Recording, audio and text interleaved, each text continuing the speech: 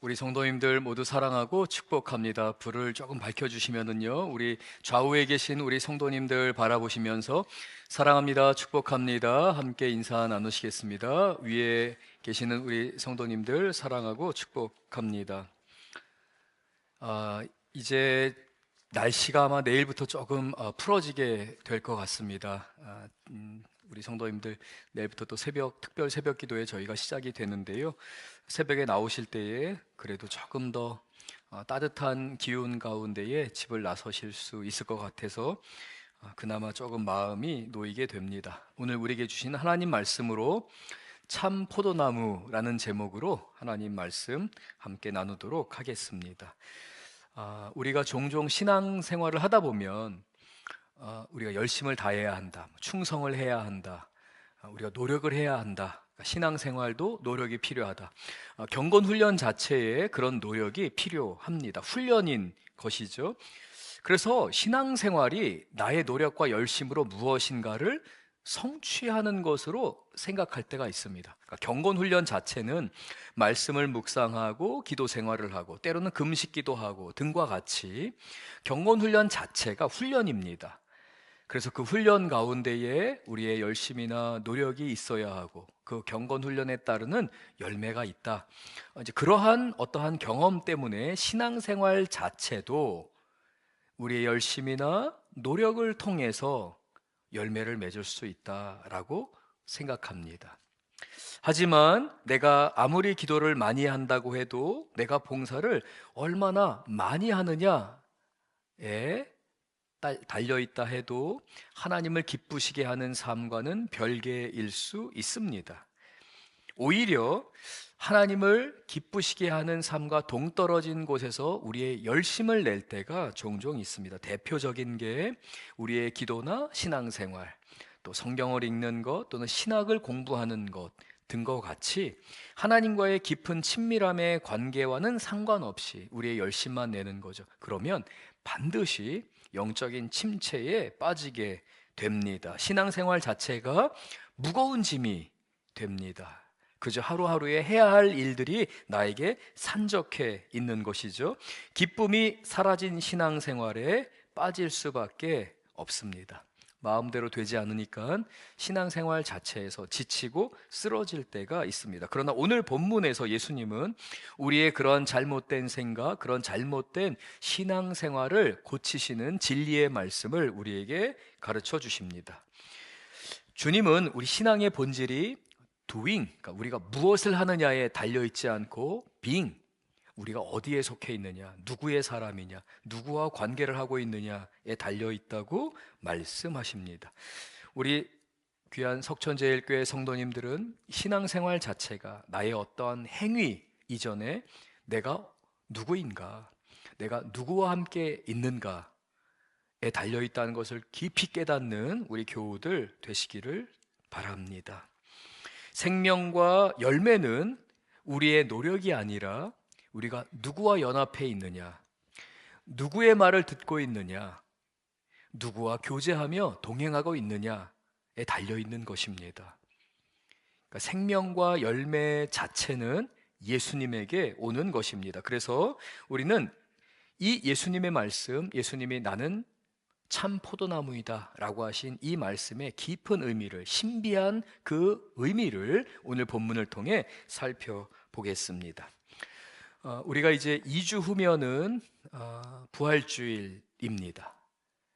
그리고 돌아오는 주부터 우리가 이제 고난주간 특별 새벽기도회를 갖게 되는데요. 특별히 고난주간이다 라고 할 때는 부활주일의 일주일 전을 말합니다. 왜 고난주간이냐면 예수님이 금요일에 고난을 당하셨기 때문에 그렇습니다. 예수님이 몇 시에 십자가를 지셨나요? 금요일 아침 9시에 십자가에 달리시게 됩니다. 그리고 정오 12시가 되었을 때에 온 세상이 어두워지죠. 예수님의 죽음이 단순한 죽음이 아니라 하나님의 구원 역사 가운데서 하나님의 진노가 쏟아지는 역사임을 온 우주가 증거했습니다. 그리고 또 다른 3시간이 지나서 오후 3시에 예수님은 숨을 거두시게 됩니다. 육신의 숨을 거두시게 되는 거죠. 그래서 금요일 9시에 십자가에 달리셔서 오후 3시에 예수님께서 숨을 거두시게 됩니다. 그래서 우리가 금요일을 성금요일이다 라고 부르게 되죠. 영어로는 Good Friday입니다. 우리 한국의 표현은 좀 더 성스러운 의미의 금요일이다 라고 하는데요, 이 서구 사람들 입장에서는 우리를 위해서 죽으신 예수님의 고난인데 그게 너무나 큰 은혜예요. 그래서 Good Friday라고 명칭을 붙였습니다. 그래서 그 금요일을 중심으로 한 그 일주일간을 고난주간이다라고 저희가 부르게 되죠. 바로 오늘 우리가 읽은 본문 말씀은 예수님의 그 마지막 일주일 가운데에서 그 십자가에 달리시기 바로 하루 전인 목요일 저녁, 제자들과 성만찬을 하시고요, 제자들의 발을 씻겨주시고 제자들에게 내가 너희의 발을 씻긴 것처럼 너희도 서로 발을 씻기고 서로 사랑하라 라는 메시지를 주신 이후에 예수님이 주신 교훈입니다. 하루 전 목요일 저녁에 주셨는데요, 우리 성경 말씀 요한복음 14장 31절, 우리 15장 1절 바로 전에 있는 예수님께서 그 성찬 예식을 하신 후에 제자들의 발을 씻기시고 서로 사랑하라 라고 말씀하신 후에 31절에 이렇게 말씀하십니다. 요한복음 14장 31절 같이 읽겠습니다. 오직 내가 아버지를 사랑하는 것과 아버지께서 명하신 대로 행하는 것을 세상이 알게 하려 함이로라 라고 말씀하십니다. 그러니까 예수님께서 하나님을 사랑하는 것, 그리고 하나님 말씀하신 것에 순종하려고 하는 이것을 세상이 보게 될 것이다 라고 말씀하는 겁니다. 이 온 우주가 창조되기 전부터 하나님께서는 이 구원의 역사를 계획하십니다. 그리고 구약의 선지자들을 통해서 하나님이 어떠한 구원의 은혜를 베푸실지, 어떠한 메시아를 준비하시는지, 죄인인 인간이 어떻게 해야지만 구원을 받을 수 있는지에 대해서 하나님이 이 긴 역사 가운데 선포하셨습니다. 그리고 마침내 시간이 되었습니다. 때가 되었습니다. 예수님이 십자가에 달리실 바로 그때입니다. 그래서 예수님이 말씀하시는 겁니다. 세상이 알게 하려 함이로다. 내가 이제 이 잡혀가는 사건에서부터 재판을 받는 그 시간, 그리고 십자가에 달리는 이 하루가 채 되지 않는, 예수님이 목요일 저녁에 이 설교를 하시고 겟세마네 동산을 올라가십니다. 새벽까지 예수님은 땀방울이 핏방울이 될 때까지 기도하셨습니다. 그리고 그 새벽에 그 군병들이, 그 제사장의 군병들이 예수님을 잡으러 오게 됩니다. 그리고는 예수님을 잡아가서 재판정으로 계속 끌고 다니는 거죠. 이런 억울한 재판이 없습니다. 새벽에 잡히셔서 아침 9시 전에 이 사형을 집행하고자, 안식일이 되면, 그 유월절이 되면, 그 유월절을 지나서 하기 때문에 종교 지도자들은 예수님을 그 전 금요일인 바로 그 시간에 아침에 사형을 집행하고자 아주 빠른 속도로 예수님에 대해 모함을 하고 거짓 증인들을 세우며 새벽에 잡혀오신 예수님은 그 9시까지 계속해서 고문을 당하시고 재판정을 끌려다니시면서 사형의 언도를 받으시게 됩니다. 바로 이 일을 하겠다라고 하시는데요, 그 마지막을 보면 31절 마지막에 예수님이 제자들에게 이렇게 말씀하십니다. 일어나라, 여기를 떠나자 하시니라. 여기가 어디죠? 마가의 다락방입니다. 마가의 다락방은 예루살렘 성전의 중앙에 위치해 있습니다. 주거지에 위치해 있죠. 이 주거지에서 예수님이 겟세마네 동산을 가시려면 반드시 통과해야 하는 문이 있는데 바로 예루살렘 성의 정문에 해당하는 황금으로 만든 동쪽으로 나와 있는 바로 그 정문을 반드시 통과해야 합니다. 그 정문을 통과해서 감람산으로 올라가시게 되고요, 예수님이 자주 기도하셨던 곳 바로 겟세마네 동산으로 올라가시게 되는 겁니다.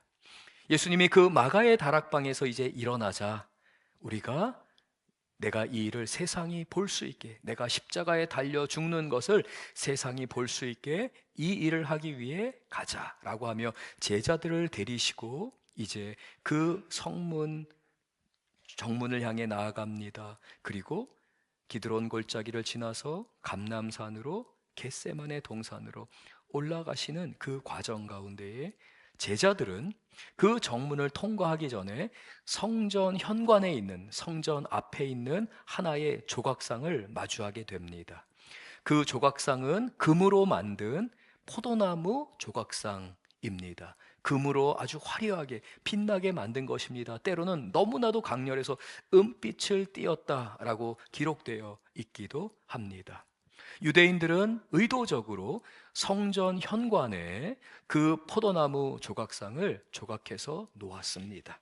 그 이유가 있습니다. 시편 80편 8절에서 9절 말씀을 우리 잠시 함께 읽겠습니다. 시편 80편 8절 먼저 같이 읽겠습니다.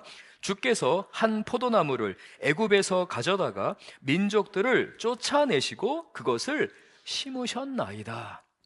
시편의 기자는, 그리고 유대인들은 하나님 앞에 찬양하고 노래하는 찬양의 가사 중에 하나님, 우리는 포도나무와 같은 민족입니다. 하나님께서 우리를 이렇게 극상품 포도나무로 우리를 보호하셨습니다. 그래서 이 가나안의 죄악으로 가득한 사람들을 쫓아내시고 애굽에서부터 우리를 이끌어 주셔서 그 포도나무를 가나안에 심어 주셨습니다. 하나님, 그 하나님의 손길이 얼마나 위대하신지요? 그 포도나무가 이렇게 뿌리를 내렸습니다 라고 하며 9절에서 계속해서 이야기하는데요, 시편 80편 9절 같이 읽겠습니다. 주께서 그 앞서 가꾸셨으므로 그 뿌리가 깊이 박혀서 땅에 가득하게 되었습니다 라고 노래합니다. 하나님 참 위대하십니다. 하나님이 그 포도나무를 가나안에 심으셨는데 뿌리가 어떻게 박혔대요? 뿌리가 깊이, 그리고 넓게 박혔습니다. 바람에도 넘어지지 않습니다. 가뭄이 일어도 뿌리가 깊이 박혀 있기 때문에 그 땅속 깊은 곳에서부터 수분을 끌어올릴 수 있도록 하나님이, 농부가 되신 하나님이 그 포도나무를 가꾸셨습니다. 먼저 그 일을 행하셨습니다 라며 하나님을 찬양합니다. 그러나 이스라엘 백성들은 그 하나님의 은총과 은혜가 있었음에도 불구하고 하나님의 주인 되심을 인정하지 않습니다. 자기들이 주장하고 교만하고 목이 곧은 상태로 그들은 하나님을 예배한다고 하지만 사실 마음에서는 자기가 주인이 됩니다. 그들은 예배 가운데 실패했습니다. 하나님과의 관계 가운데서도 실패하게 됩니다. 그러면 이 포도나무는 그 운명이 어떻게 될까요? 이 포도나무의 운명을 시편 80편 16절은 이렇게 노래합니다. 이스라엘의 그러한 죄악, 하나님께서 그 은혜를 베푸셨음에도 불구하고 그들이 하나님의 하나님 되심을 인정하지 않고 말로는 예배한다고 하고 몸은 예배의 장소에 있지만 마음은 자기 중심이 되고 목이 곧아진 상태로 살아가는 그들로 인하여, 우상이 가득한 그들의 삶으로 인하여 그들은 결국 16절 같이 읽겠습니다. 그것이 불타고 배임을 당하며 주의 면책으로 말미암아 멸망하오니 라고 노래합니다. 하나님은 그 은혜를 베푸셨지만 구약의 이스라엘 백성들은 오히려 불에 타게 되고 배임을 당하며 주의 면책으로 말미암아서 멸망하게 되었습니다 라고 노래합니다. 실패한 거죠. 이스라엘 백성들은 실패합니다. 수룹바벨이 포로기에서 남은 백성들과 함께 돌아오게 됩니다. 가장 먼저 한 일은 성전을 건축하는 것이었습니다. 예배가 회복돼야 되는 것이었습니다. 그래서 열심을 다해 성전을 건축하지만 그들이 갖고 있는 것으로는 제한이 있습니다. 한계가 있습니다. 솔로몬의 성전에 비하니까 너무 초라한 거예요. 그러나 그럼에도 불구하고 하나님, 우리가 다시는 예배에서 실패하지 않겠습니다 다짐을 합니다. 그리고 하나의 조각상을 세우게 됩니다. 그게 헤롯 성전까지 이어지게 되는데요, 바로 그 조각상이 황금으로 만든 포도나무 조각상입니다. 예수님이 십자가를 지기 위해서 제자들을 데리시고 그 골고다 언덕을, 겟세마네 동산을 향해 나가기 위해서는 제자들과 이 황금으로 만든 포도나무를 마주할 수밖에 없습니다. 그러는 가운데 예수님이 오늘 15장 1절에서 제자들이 마주하게 되는 그 포도나무를 시청각 교재로 사용하시면서 이렇게 말씀하십니다. 15장 1절 같이 읽겠습니다. 나는 참 포도나무요 내 아버지는 농부라 라고 말씀합니다. 이스라엘 백성들은 황금으로 포도나무 조각을 만들었습니다. 형상을 만들어서 우리 다시는 예배에 실패하지 말자 합니다. 그러나 인간의 죄악이, 인간의 자기 고집이, 인간의 교만함이 다시 종교인으로 전락하게 만들고 온 마음과 정성과 힘을 다해서 하나님을 예배하는 것에 실패하게 됩니다. 하나님의 임재하심, 하나님의 은혜, 하나님의 말씀이 사라진 예배만이 남아있을 뿐입니다. 화려한 황금 포도나무는 있지만 사실 그들은 실패했습니다. 죄악 때문입니다. 교만함 때문입니다. 자기의 생각이 가득하기 때문에 그렇습니다. 그래서 예수님이 말씀하시는 겁니다. 내가 참 포도나무이다 라고 말합니다. 하늘 보좌를 버리시고 저와 여러분을 위해서, 저와 여러분에게 풍성한 열매를 맺어주기 위해서 이 땅에 오신 예수님이 당신을 가리켜서 에고 에이미, 나는 삼위일체 하나님, 성자 하나님, 성자 예수님, 그분께서 나는 참 포도나무이다 라고 말합니다. 인간은 실패했습니다. 인간은 다 무너졌습니다. 황금으로 포도나무 조각을 만들어서 우리 다시는 실패하지 말자 다짐을 하지만 아니요, 인간은 소망이 없어요. 그래서 예수님이 너희들이 실패했지만 내가 참 포도나무이다 라고 말씀하십니다. 그러며 덧붙여서 뭐라고 하셨어요? 하나님은, 그 아버지는 농부이시다 라고 말씀했습니다. 예수님은 하나님께서 농부와 같이 이 인류의 역사 가운데서 하나님의 백성들을 가꾸시고 도우시고 돌보시고 보호하기를 원하셨다고 말씀하십니다. 이 농부는 그 포도나무의 가지들을 다루기 위해서, 보호하기 위해서 행하시는 두 가지 일이 있습니다. 2절 말씀 우리 같이 한번 읽겠습니다. 무릇 내게 붙어 있어 열매를 맺지 아니하는 가지는 아버지께서 그것을 제거해 버리시고 무릇 열매를 맺는 가지는 더 열매를 맺게 하려 하여 그것을 깨끗하게 하시느니라.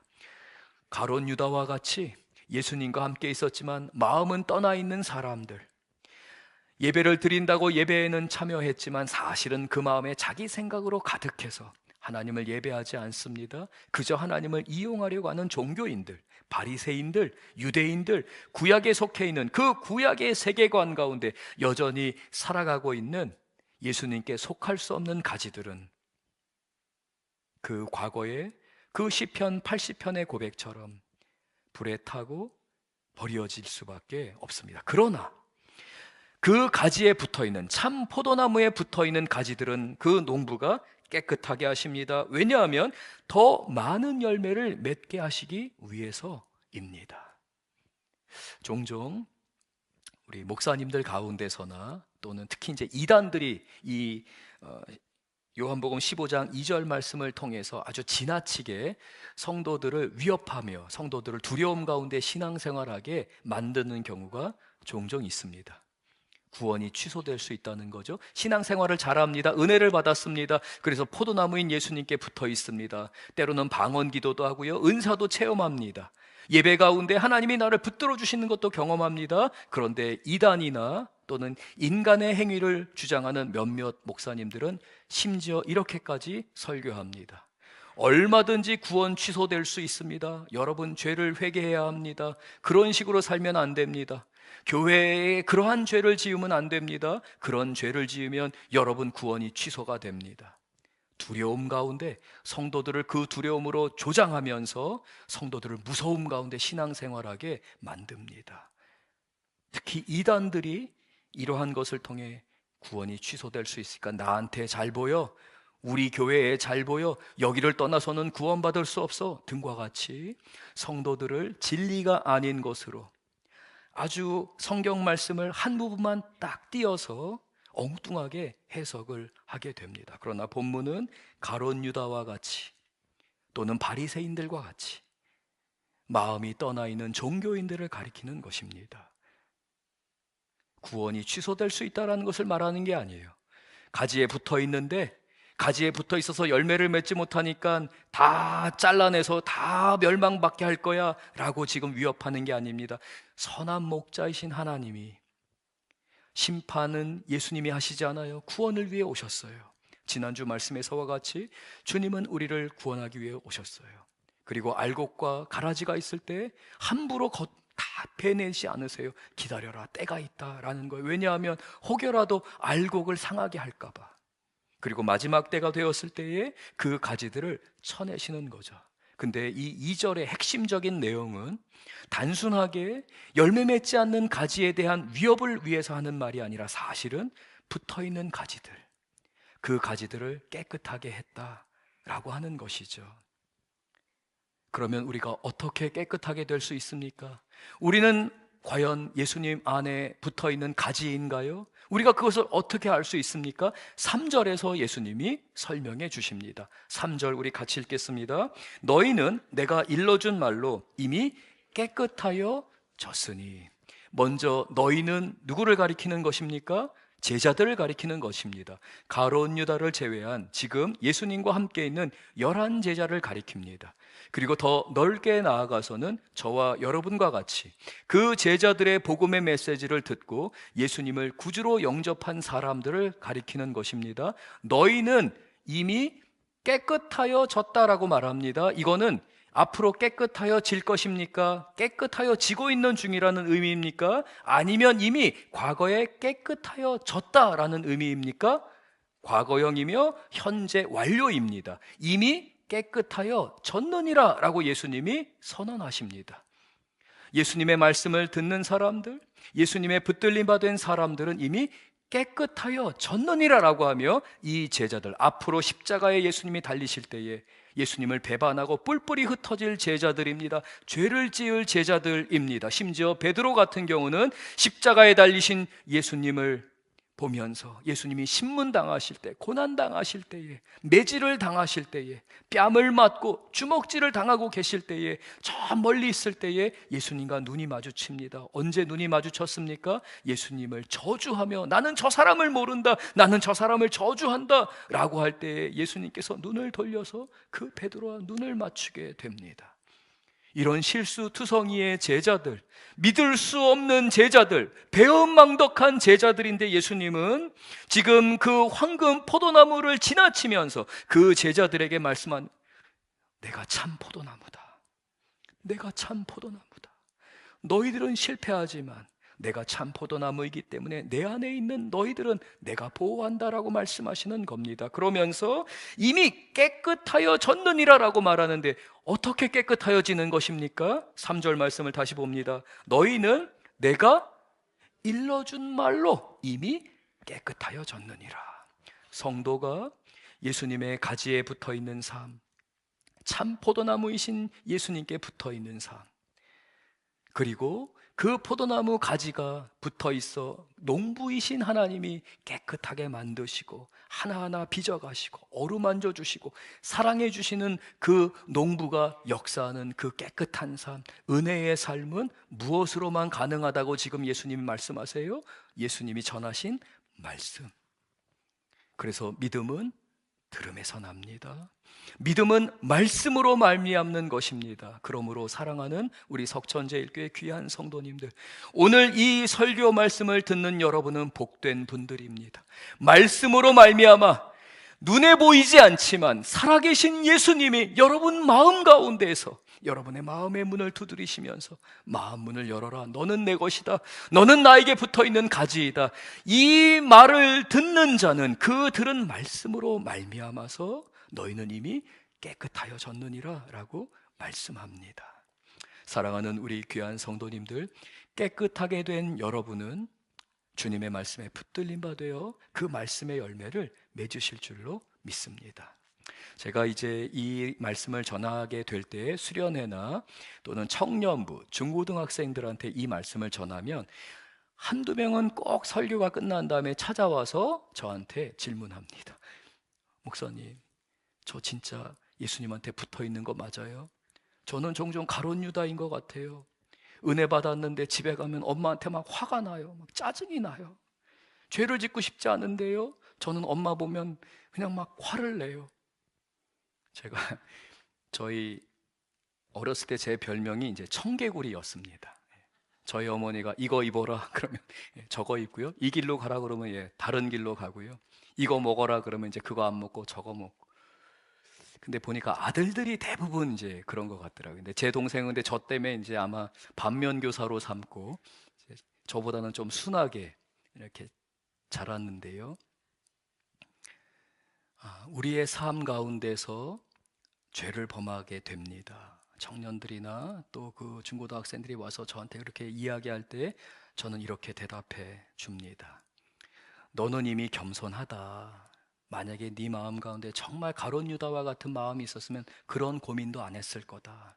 교만한 사람은 하나님 중심으로 생각하지 않지만 너는 내가 그런 죄인이 되지는 않을까? 내가 혹시 이러한 종교인으로 전락하는 건 아닐까? 그것을 두려워하고 하나님께 은혜를 구하고 있지 않느냐? 두려워하지 말아라. 우리 하나님은 은혜의 하나님이다. 긍휼의 하나님이다. 네가 예수님을 택한 것 같지만 예수님 말씀하셨다. 네가 나를 택한 것이 아니라, 너희가 나를 택한 것이 아니라 내가 너희를 택하였노라 말씀하셨으니, 하나님께 은혜를 구하는 사람, 도와달라고 요청하는 사람을 하나님 외면하지 않으시니 걱정하지 마라. 너는 이미 깨끗하여졌느니라. 말씀 안에서 자라가라. 제자들처럼 너는 실수하고 넘어질 거다. 제자들도 십자가에 달리신 예수님 앞에 범죄하였다. 죄를 지었다. 순종하지 못했다. 그러나 예수님 포기하지 않으셨고 찾아오셨고 그들을 붙드셨고 그들로 하여금 예수님의 장성한 분량에 이르기까지 이끌어 가셨다. 대답해 주게 됩니다. 사랑하는 우리 귀한 성도님들, 오늘 이 말씀을 듣는, 예수님의 말씀을 듣는 여러분은 참으로 복된 인생이라고 할 수 있습니다. 그 복된 인생은 끊임없이 예수님의 가지에 붙어 있어야 합니다. 4절과 5절 우리 같이 읽겠습니다. 내 안에 거하라. 나도 너희 안에 거하리라. 가지가 포도나무에 붙어 있지 아니하면 스스로 열매를 맺을 수 없음같이 너희도 내 안에 있지 아니하면 그러하니라. 예수님은요, 우리가 예수님의 가지 안에 붙어 있어요. 근데 우리가 종종 우리의 감정이나 우리의 정서나 우리의 상처 때문에 종종 우리가 주님께 순종하지 못합니다.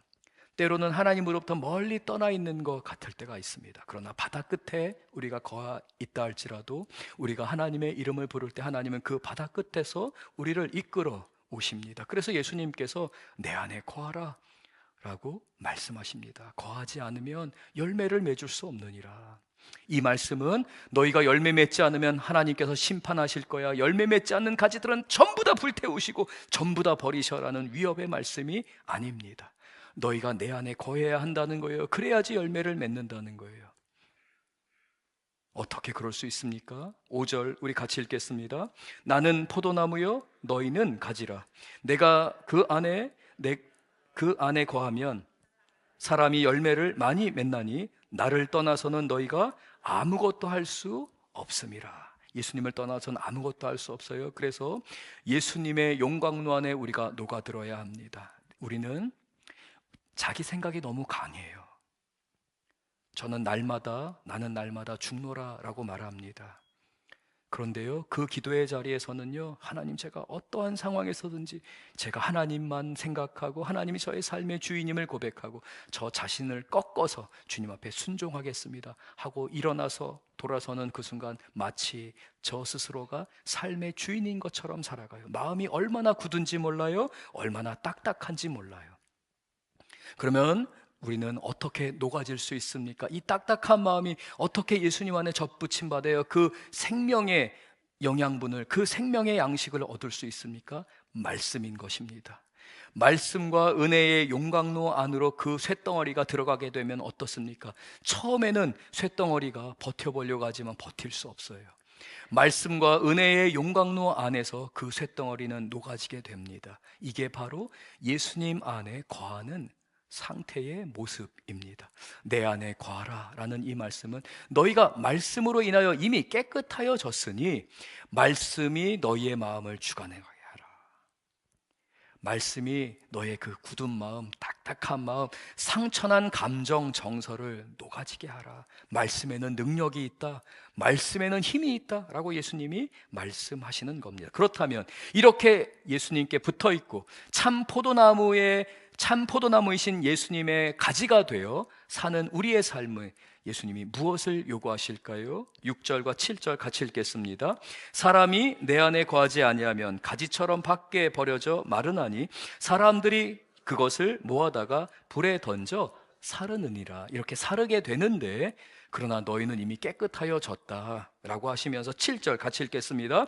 너희가 내 안에 거하고 내 말이 너희 안에 거하면 무엇이든지 원하는 대로 구하라. 그리하면 이루리라. 너희의 굳은 마음, 딱딱한 마음, 너희의 생각으로 가득한 것, 너희의 좌절, 부정적인 생각, 그 모든 것, 너희들이 그걸 붙들고 있으면서 딱딱하게 굳어져 있는데 말씀으로 녹아지고 말씀과 은혜의 용광로에서 너의 모든 생각과 욕심과 계획과 그 모든 굳은 마음이 녹아질 때에 7절 다시 한번 봅니다. 너희가 내 안에 거하고 내 말이 너희 안에 거하면 바로 그때에 너희는 무엇이든지 원하는 대로 구하라 라고 말씀하십니다.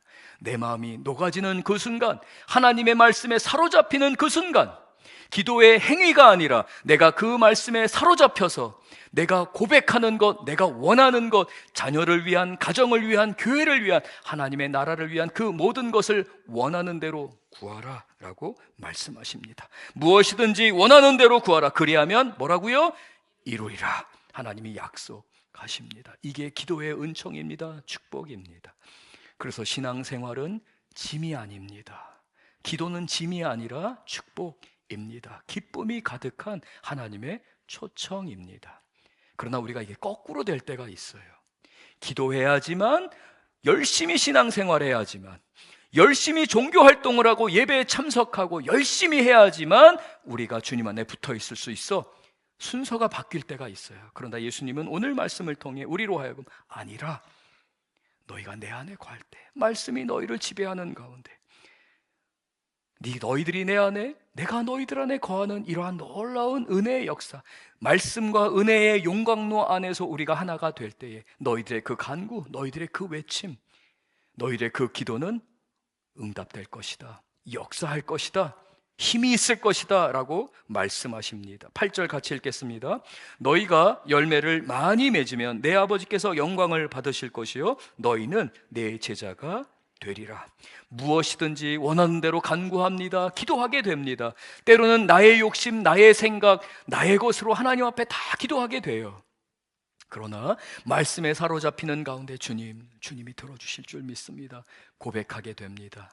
그러면 그 기도 안에 하나님은 풍성하게 응답해 주십니다. 농부이신 하나님께서 우리의 기도 가운데 응답해 주십니다. 사랑하는 우리 귀한 성도님들, 제가 우리 성도님들께 계속해서 강조해 드리는 게 기도 노트 꼭 적으셔야 됩니다 라고 말씀을 드립니다. 여러분 5년 전에 했던 기도 생각나시나요? 10년 전에 여러분 기도했던 기도의 제목이 생각나시나요? 여러분들은 10년 전, 5년 전, 20년 전, 30년 전에 드렸던 그 기도 잊어버리셨지만 하나님이 잊지 않으셨어요. 그래서 응답해 주고 계세요. 그 기도가 하나도 떨어지지 않고 응답되도록 우리 하나님 역사하세요. 그분은 선한 농부이시기 때문에 그렇습니다. 성실한 농부이시기 때문에 그렇습니다. 그분은 여러분을 깨끗하게 하며 그분은 여러분에게 열매를 많이 맺게 하십니다. 그래서 8절에 말씀하는 겁니다. 너희가 기도하는 가운데 무엇이든지 구하여 그 참 포도나무 안에서 기도의 은혜를 누리는 가운데 그 가지에 그 기도로 말미암아 열매가 풍성해지게 됩니다. 그러면 누가 영광 받으세요? 내 아버지께서 영광을 받으실 것이요. 하나님이 어떻게 영광을 받으십니까? 여러분의 찬양, 여러분의 감사, 여러분의 예배를 통해 하나님이 영광을 받으십니다. 기도는 그래서 하나님이 응답하길 원하시는 하나님의 영적인 도구입니다. 하나님은 기도가 너희들 열심히 한번 기도해봐. 얼마나 열심히 기도하나 내가 보고 들어줄지 말지 한번 결정할 거예요. 하나님 그렇게 하지 않으세요. 하나님은 우리에게 기도하게 하시는 그 유일한 이유는 그 기도에 응답해 주시기 위해서입니다. 사랑하는 우리 귀한 성도님들, 하나님께서 그 사랑하는 독생자 예수 그리스도를 저와 여러분을 위해 보내주셨습니다. 우리는 바로 그 은혜를 누린 사람들입니다.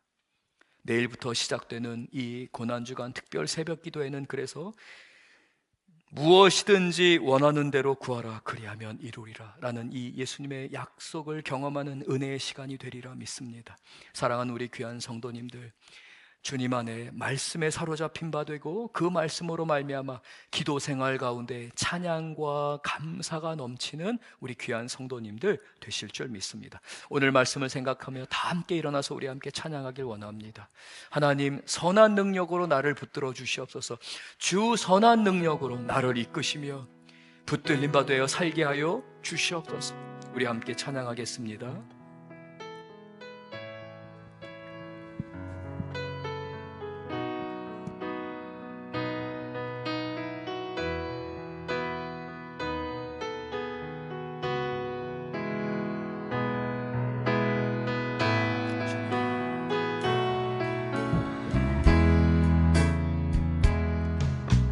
선한 능력으로 안으시네. 그 크신 팔로 날 붙드시네. 절망 속에